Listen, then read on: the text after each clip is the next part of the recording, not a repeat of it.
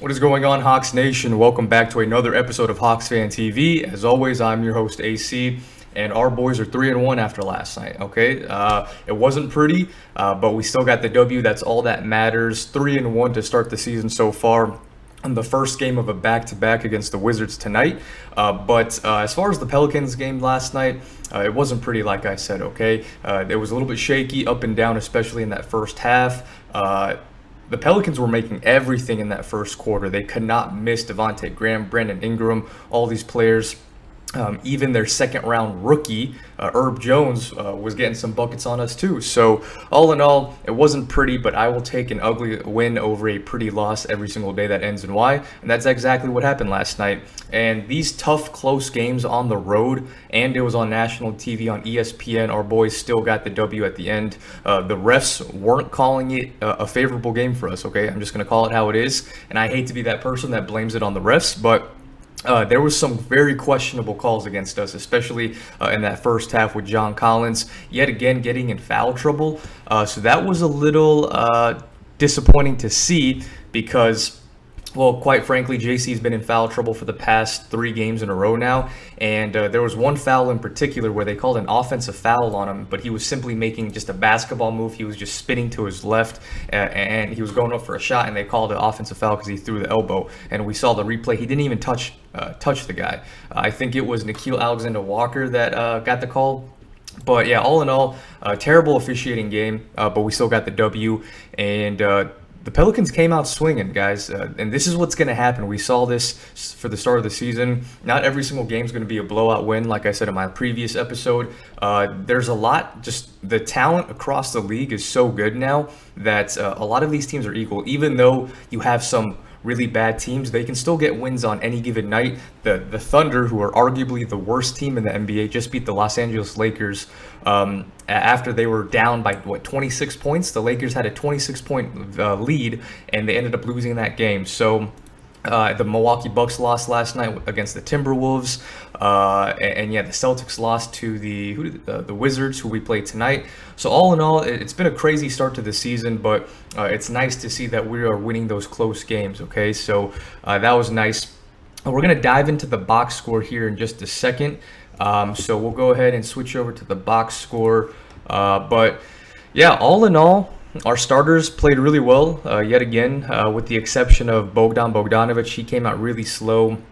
Bogey's just, he hasn't found his rhythm yet. It's going to come eventually, but he's been very, very disappointing so far to start the season. Another poor shooting performance last night, 4 of 12 from the field, 2 of 6 from 3.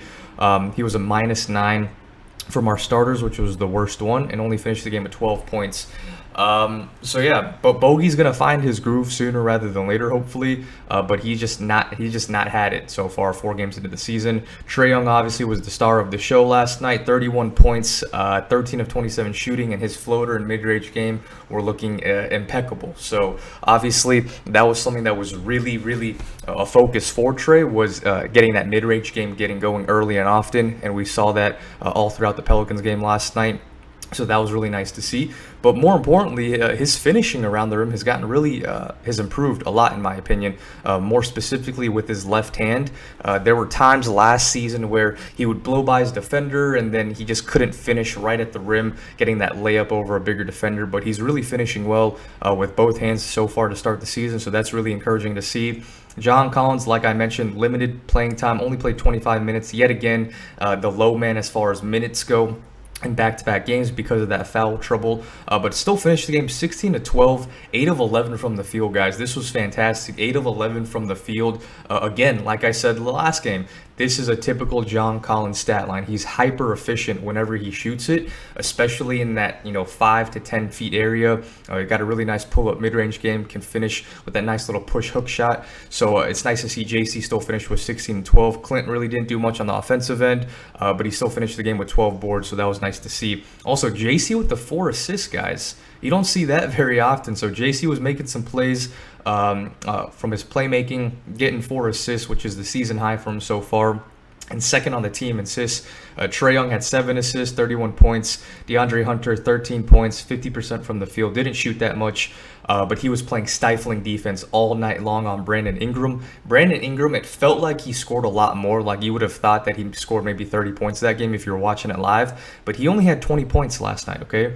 Brandon Ingram only had 20 points, 8 of 21 from the field, and especially that last defensive possession from DeAndre Hunter when Brandon Ingram was going for the game winner, DeAndre just shut the door on the Pelicans, and he's been doing that all season so far. So it's nice to see Trae just playing that elite level defense, making a case early in the season for all NBA defensive team. And it's nice to see like SportsCenter and ESPN get some, give him some recognition. It's not rare. It's pretty rare that you see a Hawks player being tweeted about ESPN or SportsCenter that's not Trey Young or maybe like an alley-oop dunk from John Collins, and especially a defensive possession being highlighted on ESPN for a Hawks player. Okay, so that's the beauty of having nationally televised games is more eyeballs are on this squad, and the rest of the world will see how good DeAndre Hunter is defensively. This dude is just on a mission. I read a crazy stat earlier this morning when Trae is basically the primary defender so far 4 games into the season. He's holding opponents to 37% shooting on the field. So that is elite defense. So kudos to you, Trae. Off the bench, it was a slightly different look. No solo minutes tonight, finally, thank God, because Danilo Gallinari did come back. He played 20 minutes off the bench, provided 9 points, 3 of 8 from the field, had a nice little and one in the game as well. And then Cam Reddish, slow night, guys. Slow night from Cam. Only took 5 shots. And he was very passive last night. He was deferring to DeLon Wright and deferring to Kevin Huerter, and he just wasn't aggressive. He wasn't going up and demanding and getting the rock so he could make plays and score the basket. Only finished the game with 5 points, which was a little disappointing. Guys, if you're not following Hawks Fan TV on Twitter, we are doing a giveaway every single game until Cam Reddish hits this mark. When Cam Reddish scores 22 or more points, we are giving away $25 to a random person via Cash App or Venmo. So that's going to be exciting. And believe me, guys, I want to give away this money. I want to see Cam really break out this season. And he's gotten close so far in the start of the season. He had 20, then 19, then 18. And now he fell back down to 5 points last night. So let's see if he can have a bounce back game tonight against the Wizards. So we shall see. As far as the game goes, though, back to the game. Like I said, it was an up and down affair pretty much up until the late fourth quarter. I mean, we only won by 3 points, guys. So all in all, we're just going through some highlights here. And New Orleans, they were playing really strong defense, guys. Good team effort from every single one of their players. Willie Green is a first-time head coach over there, but he's a good basketball mind. So we'll see how he does. There we go. That finishing with Trae with the left that time. Nice little lefty scoop finger roll off the glass. But a highlight that I recognized last night was Trae scored 31 points last night, and he only did it on 3 free throw attempts. So that was really nice to see. Trey Young, a lot of people were questioning whether or not this new rule change with the foul calls was going to affect his game, but now we see Trae back-to-back 30 burgers on opponents. So, elite. That's what elite players do, man. They just find ways to get buckets, and that's exactly what Trey Young does. And fun fact about Trey Young is actually 100% from the free throw line right now. He is 19 of 19 to start the season, so that's really impressive. 1990. He usually hovers around that 87-88% mark for free throws percentage. Again, it's still early in the season, but it's nice to see that he's shooting 100% from the line, 19 of 19. So kudos to Trey Young. So that was really nice to see. Back to the highlights here.